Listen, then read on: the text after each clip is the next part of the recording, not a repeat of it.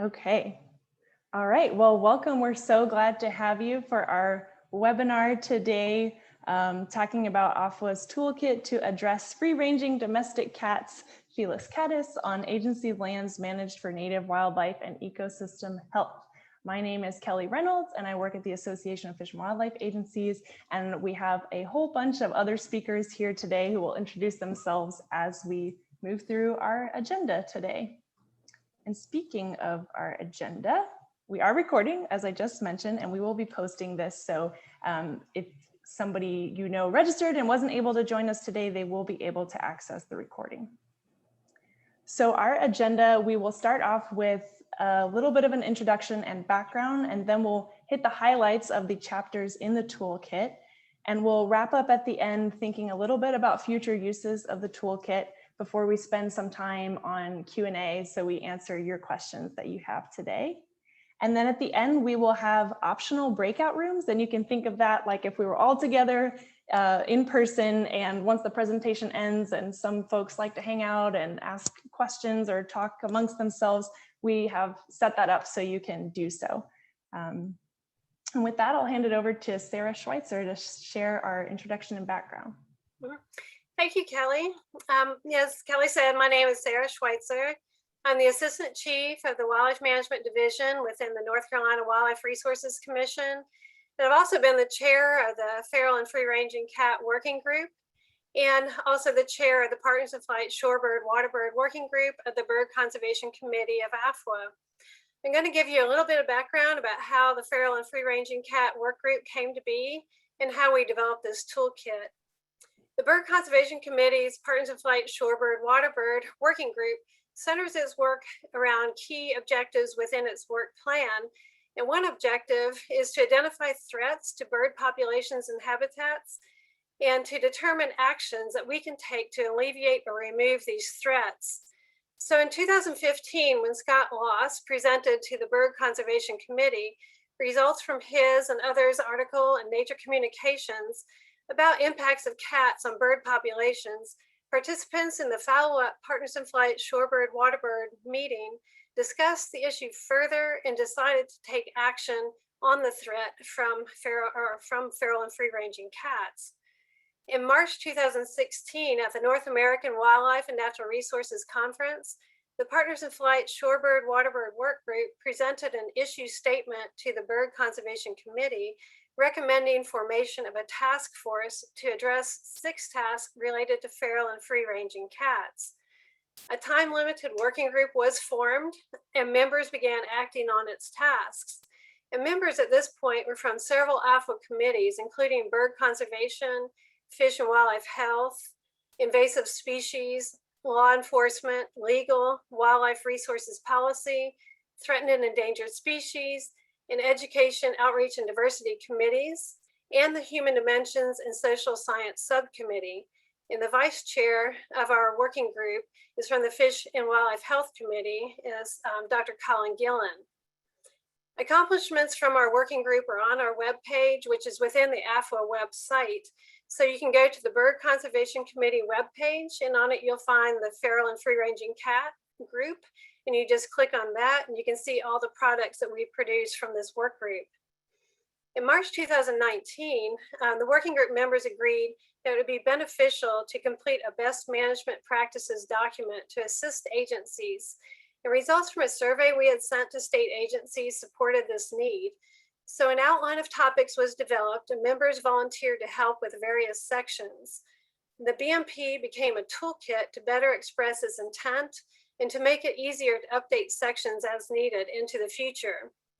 The final toolkit was presented to members of the Bird Conservation Committee and Fish and Wildlife Health Committee at the March 2021 Virtual North American Conference, and the toolkit was approved by both committees.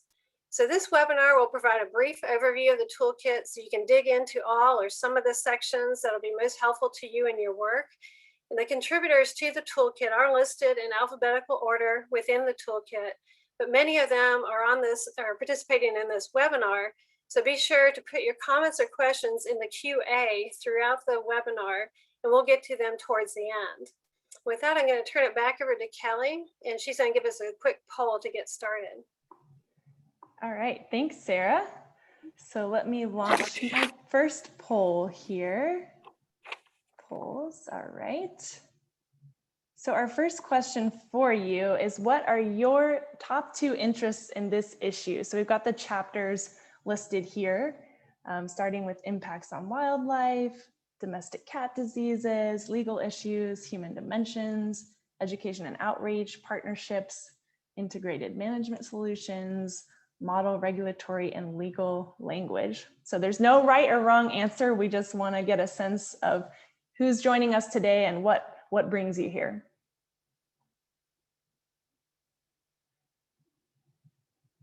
Give you a few more seconds as you navigate the Zooms.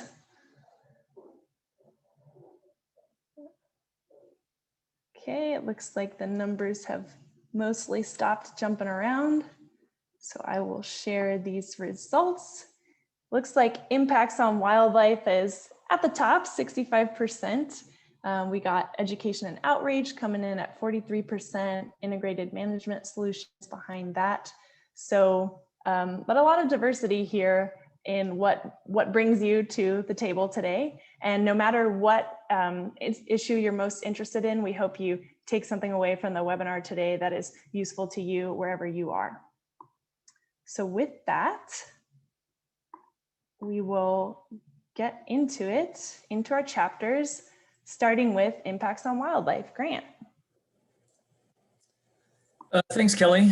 So my name is Grant Sizemore. I am the Director of Invasive Species Programs for American Bird Conservancy. And I'm going to try not to disappoint, as there was a lot of interest in the impacts on wildlife section. So in a nutshell, domestic cats were domesticated about 10,000 years ago in the Near East, or really the Fertile Crescent region. And since that time have been introduced to new environments across the globe by people. And these introductions have resulted in massive harm to wildlife, as you might imagine. Domestic cats have contributed to the extinction of 63 species of birds, mammals, and reptiles worldwide. And this is from Doherty et al. 2016, whose graph is here on the screen in front of you. The most well-known, I think, cat-caused extinction occurred at the end of the 19th century, relating to the Stevens Island wren found in New Zealand. So virtually at the exact same time, as a consequence of the introduction of a lighthouse keeper's cat to Stevens Island, the Stevens Island wren was discovered or identified by Western science, and then within just a few short years, completely eradicated and went extinct. So in this graph, you'll see a breakdown of the numbers of species that are threatened or extinct as a result of impacts from terrestrial invasive species.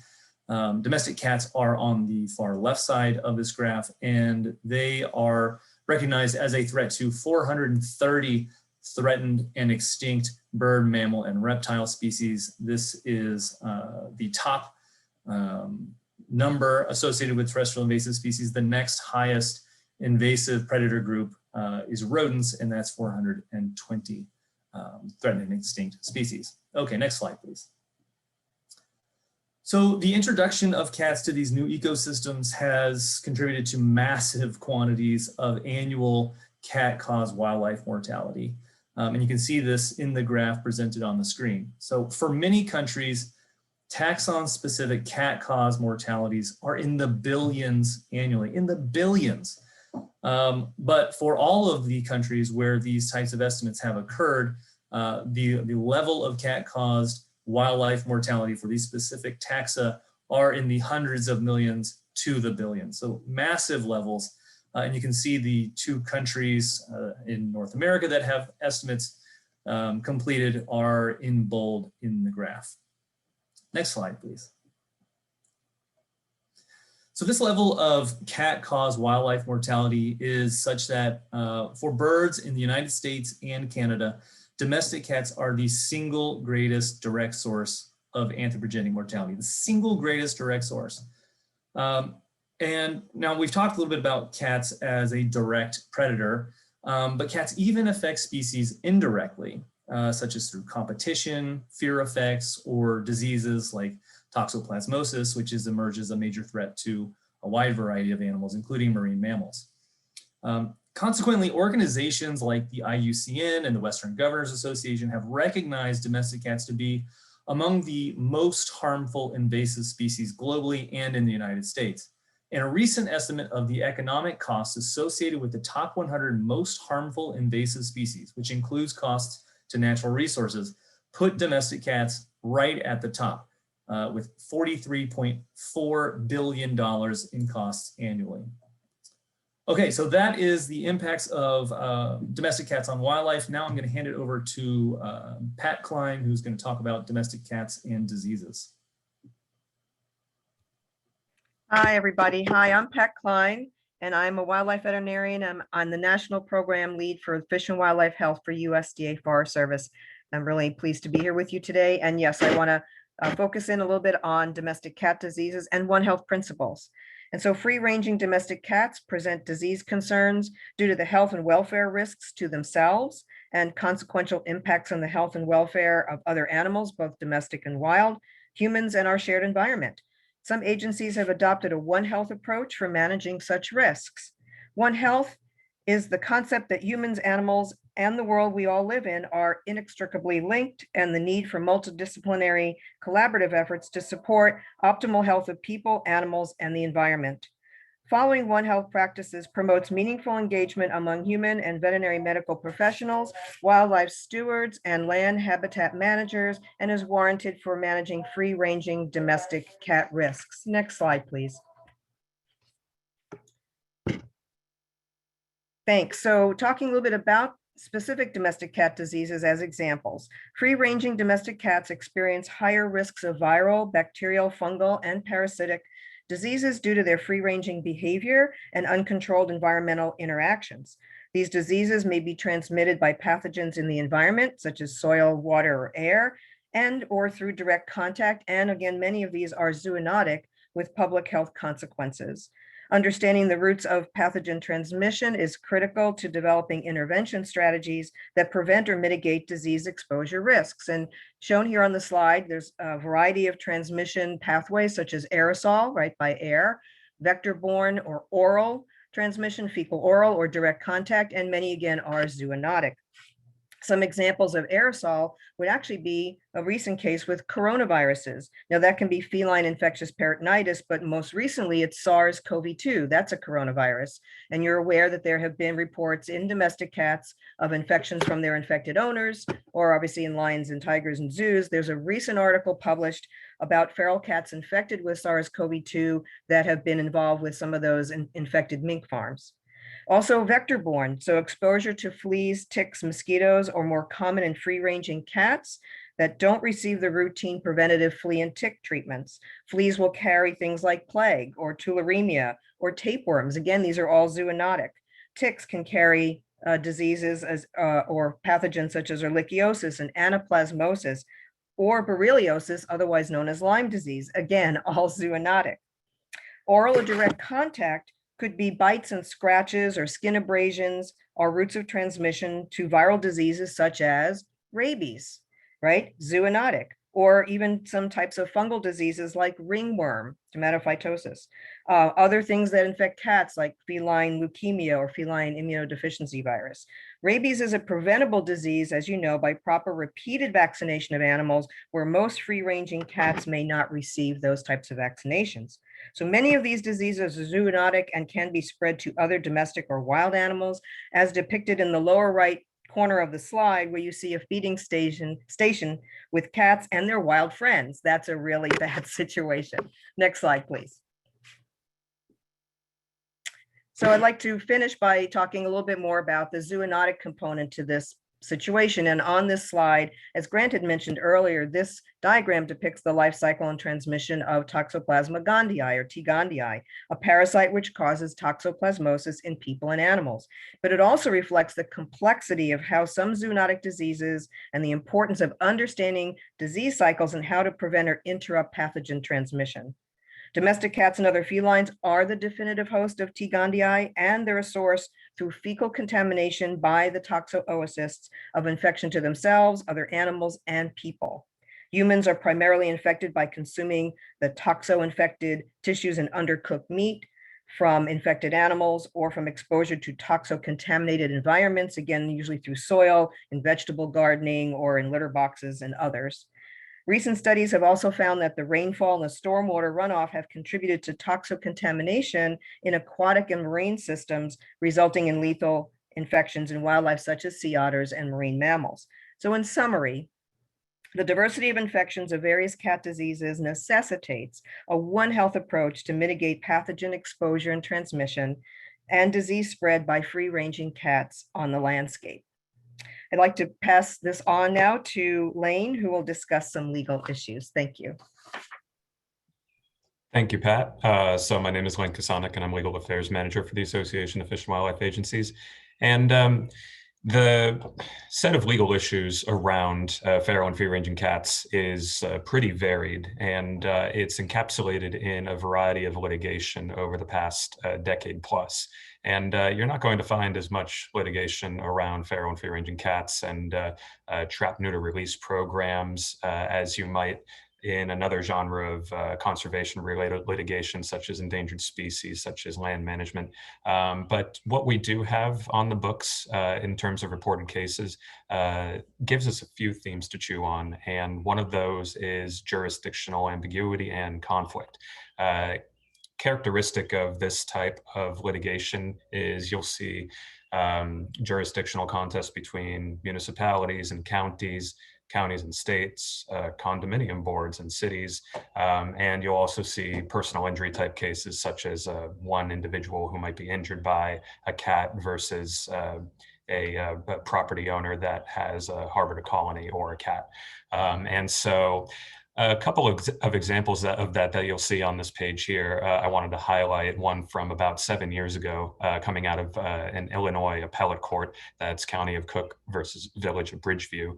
And that concerns a related theme of what jurisdictions have responsibility for historical roles regulating animal health, regulating disease prevention, public health. And so in that case, there was a village in the county containing Chicago that contested a county ordinance that permitted trap, neuter, release colonies, and the village wanted to prohibit those colonies. In this case, the court sided with the county, saying that the village could not prohibit these colonies. And so you have some similar lawsuits that are briefed in our toolkit. They're all over the country, and there are sometimes cases where a court will decline to reach the jurisdictional issue at hand because there's some procedural requirement that hasn't first been exhausted. Another type of case, which there aren't really a lot of, but you can see where claims like this might continue to pop up, concerns state environmental review. And one of the foremost cases concerning TNR programs comes out of California, where in 2010, a California appellate court held that the city of Los Angeles could not conduct its TNR program until it had completed the required environmental review under the California Environmental Quality Act, otherwise known as the state's Little NEPA. And so there haven't been many cases like that, but again, those avenues are certainly ripe for use by plaintiffs. And it's something the association and the partners in this work group have researched thoroughly over the years it's been together. And then finally, the last type of case, there's been one concerning the Endangered Species Act, where the American Bird Conservancy sued the New York Office of Parks, Recreation, and Historic Preservation over feral cats' impacts on piping plovers on Jones Beach in New York. And so that resulted in a settlement where the cats were removed from the beach, taken to an offsite sanctuary, and requiring the ongoing removal of new free-ranging domestic cats. And so in that case, the presiding judge in the federal district court really took account of the potential harms of colony cats on birds, and the causative link that those colonies provide between the injury to the birds and the remedy. So only case like that so far, but it's possible that more will come. So I'll pass it on to the next presenter. And I believe that's it. I'm sorry. Oh, no worries. My name is Ashley Gramza, and I'm the social science lead for the Playa Lakes joint venture. And so in this section of the webinar, I'm going to introduce you to the human dimensions chapter of the toolkit. So human dimensions considerations are extremely important in this situation because humans are the source and can be the solution to free-ranging cat issues on agency lands. Humans may let their cats roam outdoors freely, abandon pets on agency land, or feed free-ranging cats both directly and indirectly through access to garbage. However, humans can also adopt free-ranging cats on public lands, restrict their cats' activities outdoors, and minimize cat food sources adjacent to agency lands. Free-ranging domestic cats are often characterized as invasive species in a wildlife conservation context, but many members of the public may instead view these animals as homeless pets, and these different perspectives can influence preferred management strategies. Further, attitudes towards cats are extremely context-specific and can differ based on factors such as location of public lands in relations to human development and the types of cats that are involved on a particular landscape. These contexts, in turn, can influence public perceptions of the various risks and support of management actions. Therefore, it's essential to work with social scientists at the beginning of any proposed cat management plan to understand the various stakeholder perspectives at play. Many state and federal agencies now employ social scientists, and a new directory called the Conservation Social Science Community Network can help you find a social scientist to partner on these issues in your area. Next slide, please. To help managers increase the effectiveness of their cat management strategies, minimize stakeholder conflict, and prevent future cat issues, we've developed some human dimensions recommendations that are important to consider and are covered in more detail within the toolkit. As I mentioned before, human behavior is often the cause of and solution to outdoor cat issues on agency lands. Therefore, it's essential to determine exactly which behaviors are leading to domestic cats within the specific area that you're interested in. Next, avoid making assumptions about what stakeholders think or feel about cats. Instead, look to past social science efforts in the area or partner with social scientists to understand how people think and feel about cat management and cats in that particular context. Once you've determined local attitudes or stakeholder attitudes towards cats and their management in an area, focus actions on areas of consensus versus areas of conflict. Next slide, please.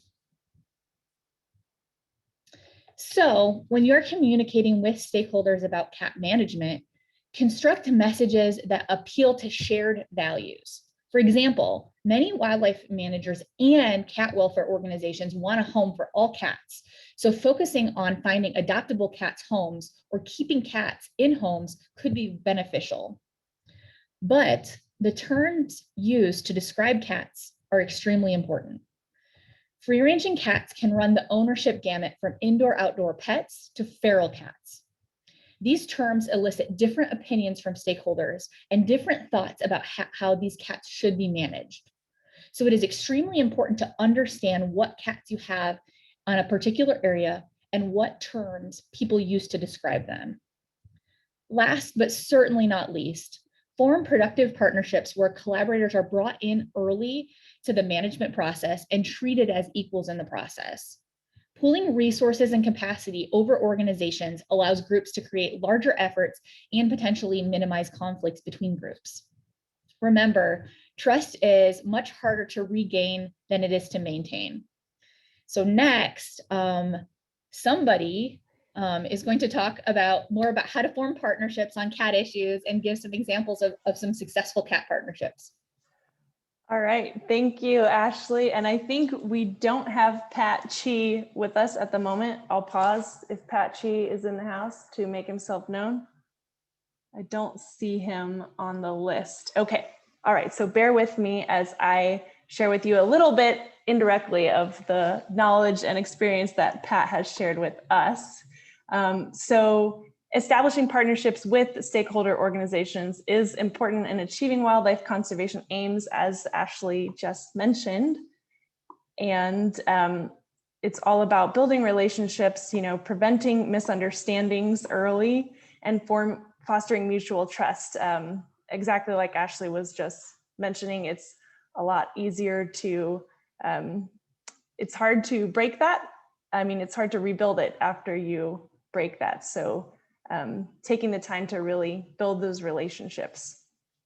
And partnerships for domestic cat management and control may form to address issues like animal welfare, wildlife conservation, human health, and interdisciplinary partnerships have served to express unified support for agency actions. And I know on some of our calls, Pat has definitely mentioned that, of finding common ground from some groups who might have really different perspectives on some points, but there's usually some common ground that can be found, and then that can be leveraged to make a difference on the landscape. Some examples of partnerships in Hawaii are the Cats and Wildlife Coalition, the Kauai Feral Cat Task Force, the Toxoplasmosis and At-Large Cat Technical Working Group, and the Lanai Cat Sanctuary, which is pictured on the right.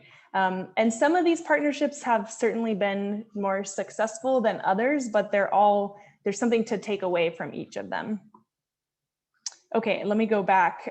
Grant, is there anything that you would like to speak to on the partnerships in Patrick's stead? Thanks, Kelly, and thanks for filling in there. I think just a couple of points here to make are, Pat Klein was talking earlier about One Health, and One Health is one of the really useful lenses through which to view partnerships also, because One Health naturally builds in these interdisciplinary, transdisciplinary stakeholder working groups. And when building these partnerships, it's helpful to obviously look beyond our normal slate of constituents, and as the previous slide had said, look for animal welfare groups and others who share our concerns for maybe an ultimate goal, but maybe different pathways of how to get there. And then with regard to the Hawaii partnerships, yeah, some of these are more or less successful. I think some of the takeaways here are that even if you do not achieve your ultimate goal, you are at least establishing that relationship, which can be incredibly valuable, putting a face with a name and establishing some level of trust, and allowing dialogues to continue beyond the lifespan of that particular working group, whether it's the Cats and Wildlife Coalition or the Kauai Feral Cat Task Force, for example, and maybe move things forward beyond those specific timelines. And then the Toxoplasmosis and At-Large Cat Technical Working Group and the Lanai Cat Sanctuary are very much emblematic of productive and effective partnerships. Lanai Cat Sanctuary in particular is an example of a live outcome for cats that are presenting very serious impacts on the landscape on Lanai, where they're threatening a variety of threatened and endangered seabirds. And then those cats are removed from the landscape, provided a long, loving home in the cat sanctuary where they have the opportunity to be adopted out. And it's a really nice story that might be able to be replicated in your neck of the woods. So with that, I will hand it back over to Kelly. Awesome, thank you, Grant, for pinch hitting there a little bit. All right, so I'm gonna talk with y'all about a few of the education and outreach tools that are highlighted in the toolkit. The first one of which here is the Flying Wild program, which the association manages. And we have a curriculum and activity guide called Flying Wild, an educator's guide to celebrating birds. And on the right here, you can see a student who just participated in a program in Montana that Montana Fish, Wildlife and Parks put on, where students in Montana and students in Oaxaca, Mexico were learning about birds that inhabit both places. And they use Flying Wild activities as part of that program. In this picture, one of the activities that's in Flying Wild is called the Great Migration Challenge. And you can see Carrie Wickstead at Maryland DNR leading a group of educators in this Flying Wild activity where participants learn about the challenges that birds face when they're migrating, one of which is cats. So in the bottom left corner, you can see one outcome that a bird might face when they are migrating is that a pet cat catches you and eats you. The game is over for you. Sorry, you died. So die dramatically, then go back to the beginning and mark the chart. So there are other activities like this in Flying Wild that are introducing kids to the idea that cats outside they're harmful to birds and other wildlife. And then as people start to learn a little bit more about this issue, you certainly want to let them know what they can do about it. So the American Bird Conservancy has a program called Cats Indoors where they highlight a lot of solutions for pet cats, including things like catios and other outdoor enclosures, as well as harnesses, strollers, and backpacks for pet owners to take their cats outside, but in a way that does not harm wildlife. There's other resources on indoor enrichment to provide that quality of life for cats that being outdoors, people feel like that's an asset to sending their cats outside, but there's ways you can keep them inside, as well as anti-predation devices such as bibs and audio-visual alerts to help minimize the predation of other animals. ABC has brochures. They have a pledge to encourage people to keep their cats safely contained. And Ashley was talking about human dimensions earlier, and pledges have been shown to make a difference. When people sign a pledge and commit to doing something, they're more likely to take an action versus if they just hear information and they don't take a pledge. So you can push people to these resources. ABC also has advocacy resources and newsletters. So there's a lot of stuff out there. You don't have to reinvent the wheel to help pet owners know how they can take care of cats and take care of wildlife. And similarly, in Canada, there's a program run by Nature Canada that's called Keep Cats Safe and Save Bird Lives.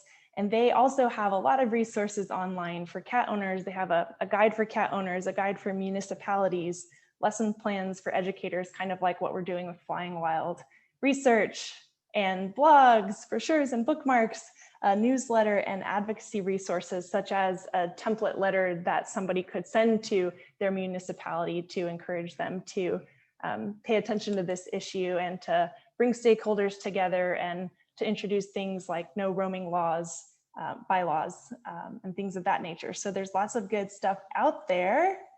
And Flying Wild, a lot of state programs, they offer training in Flying Wild. So if you have a place like a state park or a wildlife management area where you're doing public programs, that's definitely a resource that you can start to use there to help people understand more about birds and cats.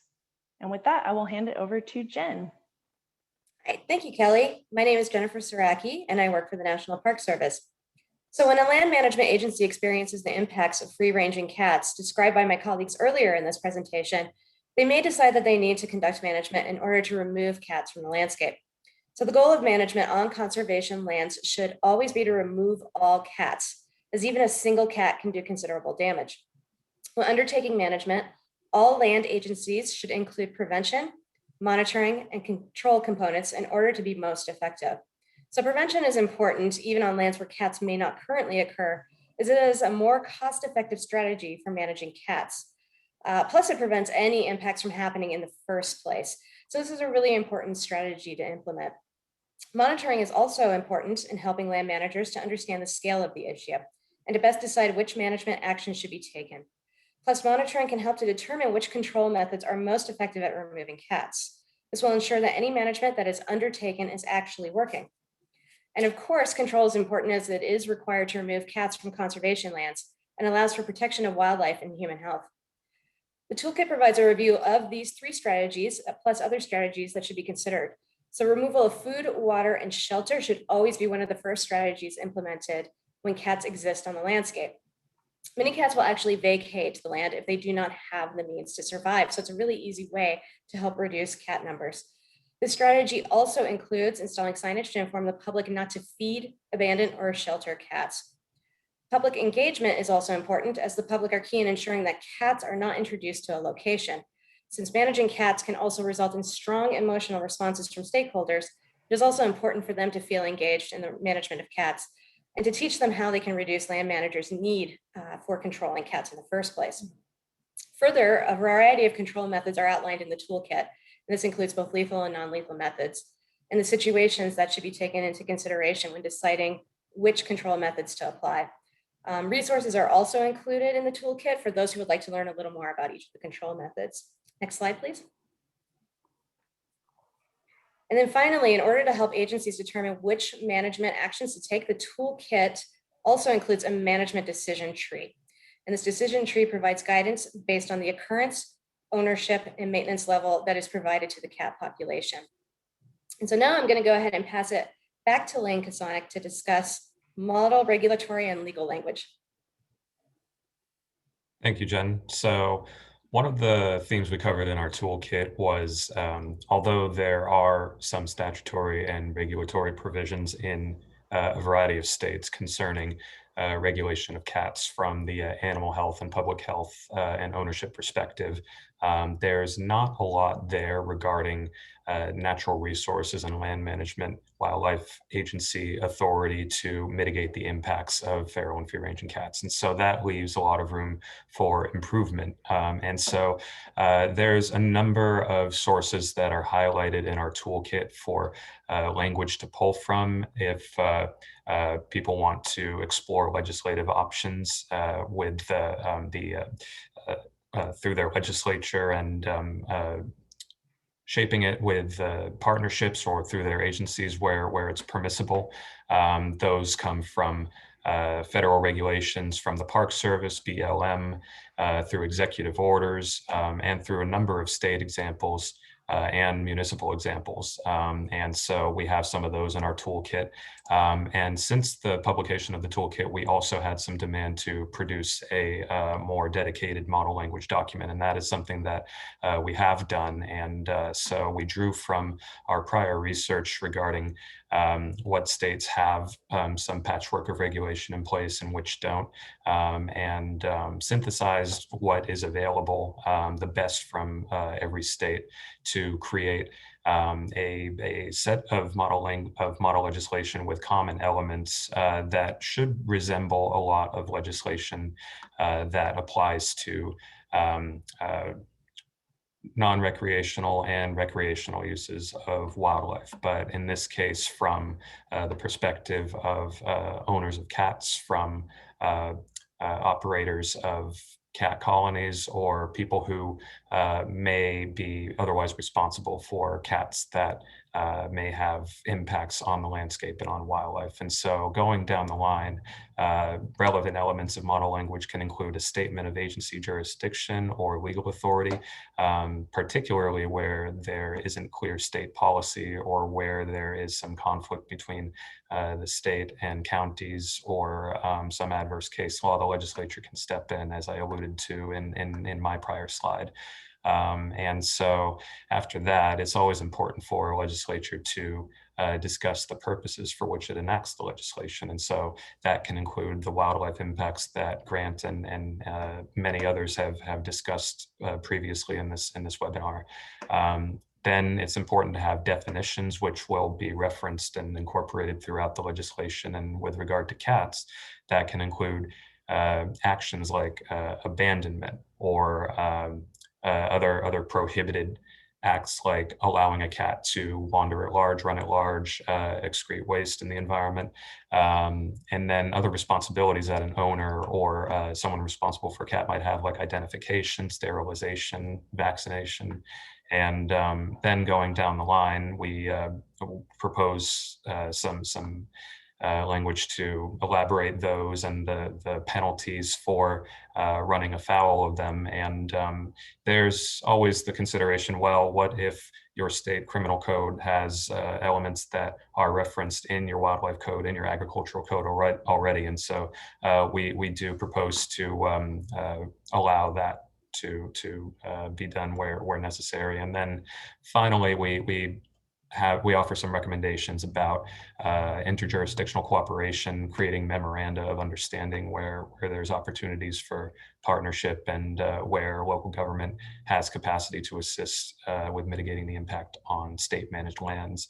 And voluntary agreements like these are pretty important if there are issues of jurisdictional ambiguity that can't necessarily be resolved in the short term. And certainly it's helpful to have these in place to minimize lawsuits. So I'll pass it on to me. Thank you, Lane. All right, so we just gave you a whirlwind tour of the toolkit, so hope you were buckled up and that you learned some things along the way. And so now we have a couple more polls to throw it back to you. The first of which, as I get my polls up here, is which section of the toolkit reviewed today has been most informative for you? So again, we got a list of those chapters that we just went over.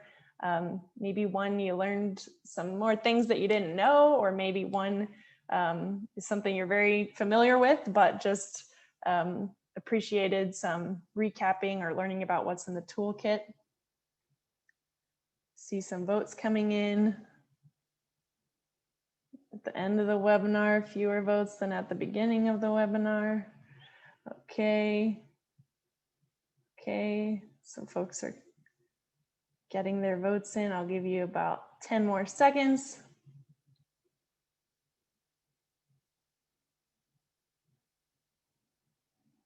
Okay, ending polling. Sharing results. Okay, legal issues. Is there any bias in the fact that we were just talking about some legal issues right before the poll? Okay, but no, we've got bias. What's that? Just saying, gotta love recency bias. Yes, yes. All right, we've got votes in all categories though, and pretty spread across the board. So I'm glad to see that you all are taking things away from different chapters. All right, so let me get to my next and last poll. And this should be a simple question. Do you envision using this toolkit at your agency in the management of free-ranging cats? All right, the votes are flying in. I know you're waiting with bated breath to see if it's yes or no. And, oh, maybe I shouldn't have said that because one no came in. All right, just a few more seconds. And ending the polling. All right, so 90% of you envision using this toolkit. It's a 36-page document, so it's not that unwieldy. So we encourage you to check it out and dig a little bit deeper to see what will be most helpful for you in your situation. Okay, all right. So with that, just to wrap up before we open our question and answer time, I just invite you to think a little bit about how you could use this toolkit where you are. Will you pull from some of the tips and practices, maybe about human dimensions or management? Will you reference things in the toolkit about diseases or regulatory language? Or will you investigate some of the additional resources mentioned today, like some of the educational resources, or looking up an example of a partnership that has worked?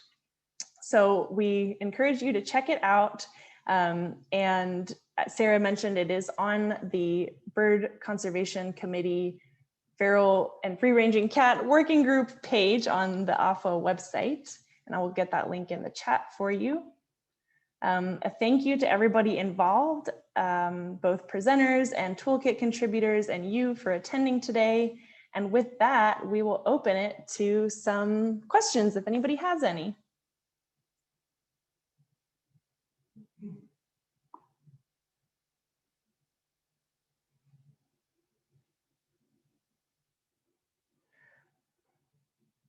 All right, you can type them in the chat, you can unmute yourself. And I will stop the recording now.